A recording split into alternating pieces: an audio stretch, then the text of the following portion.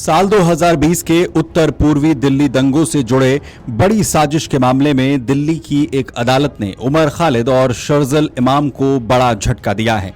दिल्ली की कड़कड़डुमा कोर्ट ने दोनों की जमानत याचिकाएं खारिज कर दी।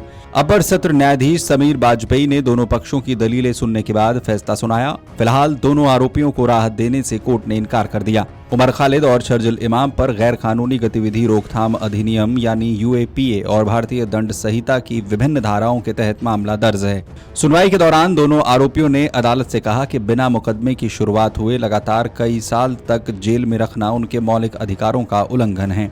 शर्जिल इमाम की ओर से दलील दी गई कि सुप्रीम कोर्ट से जमानत खारिज होने के 6 महीने बाद भी मामले में कोई खास प्रगति नहीं हुई है और वो लगभग 6 साल से न्यायिक हिरासत में हैं। वहीं उमर खालिद ने भी अदालत को बताया कि इतने लंबे समय के बाद उनके खिलाफ आरोप तय नहीं हो सके हैं।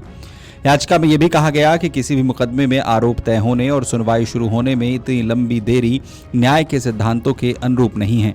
उमर खालिद की ओर से यह तर्क भी रखा गया कि पिछले कुछ महीनों में उच्च न्यायालयों और सुप्रीम कोर्ट के कुछ फैसलों के बाद कानूनी परिस्थितियों में बदलाव आया है, इसलिए उनकी नई जमानत याचिका सुनवाई योग्य है। अपने पक्ष को मजबूत करने के लिए उमर खालिद ने मई महीने में आए सुप्रीम कोर्ट के एक फैसले का भी हवाला दिया। उसका कहना था कि शीर्ष अदालत ने अपने हालिया आदेश में ये टिप्पणी की थी कि यूएपीए जैसे कानूनों के तहत भी जमानत को पूरी तरह अपवाद नहीं माना जा सकता। साथ ही उसने यूनियन ऑफ इंडिया बनाम के नजीब और वर्नन गोंसाल्विस बनाम महाराष्ट्र राज्य जैसे महत्वपूर्ण फैसलों का भी उल्लेख किया, जिनमें लंबे समय तक मुकदमा लंबित रहने की स्थिति में व्यक्तिगत स्वतंत्रता पर जोर दिया गया था। हालांकि अदालत ने इन दलीलों को स्वीकार नहीं किया और जमानत देने से इनकार कर दिया।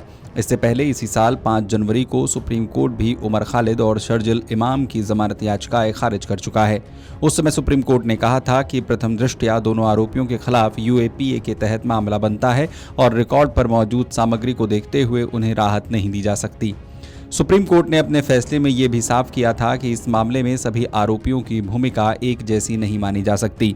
अदालत के मुताबिक हर आरोपी की कथित भागीदारी और उसके खिलाफ उपलब्ध साक्ष्यों के आधार पर अलग अलग निर्णय लिया जाएगा।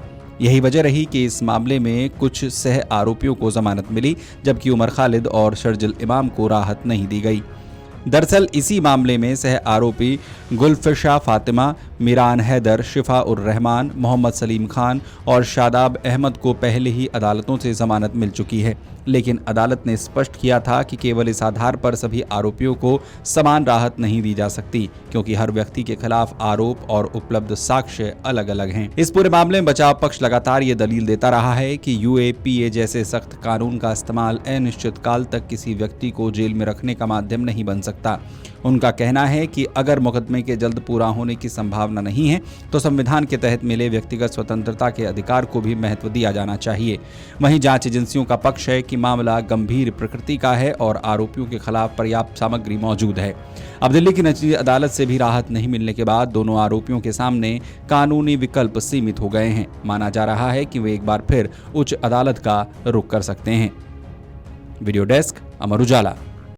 अगर आप ये वीडियो YouTube पर देख रहे हैं तो हमारे चैनल को सब्सक्राइब कर बेल आइकन दबाएं और Facebook पर देख रहे हैं तो हमारे पेज को लाइक करें।